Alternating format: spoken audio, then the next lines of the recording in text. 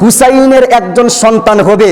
ইকালা লাহু, তাকে বলা হবে আলিউন, অর্থাৎ তার নাম হবে আলী ইবনে হুসাইন সাইয়্যিদুস সাজিদিন, জয়নুল আবিদিন। জবান করে আল্লাহু আকবার। আরে জয়নুল আবিদিন তো সেই জয়নুল আবিদিন যার ভবিষ্যৎবাণী আল্লাহর হাবিব জন্মের আগেই করে গিয়েছেন। আমার হুসাইনের একজন আওলাদ হবে, নাম হবে জয়নুল আবিদিন। কিয়ামতের ময়দানে সেই জয়নুল আবিদিনের নামে এলান করা হবে। আল্লাহু আকবার বলেন। রাসূল পাক রাহমাতুল লিল আলামিন বলেন, ইযা কানা ইয়াউমুল কিয়ামাতি নাদা মুনাদিম মিন বাতনালিল আরশ।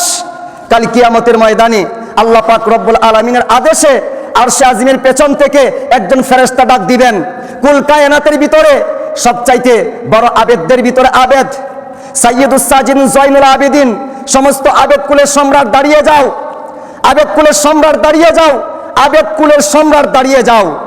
রাসূল পাক রাহমাতুল লিল আলামিন বলেন, জয়নুল আবিদিন এমন ইবাদত করবেন, এমন সিজদা করবেন, জয়নুল আবিদিনের সিজদার জন্য দুনিয়ার মাটি অপেক্ষা করতে থাকবে। তার নাম জয়নুল আবিদিন। রাসূল পাক রাহমাতুল লিল আলামিন ডাক দিয়া বলেন, এই জয়নুল আবিদিনের মাধ্যমেই ইমাম হুসাইনের বংশ টিকে থাকবে। আল্লাহু আকবার বলেন।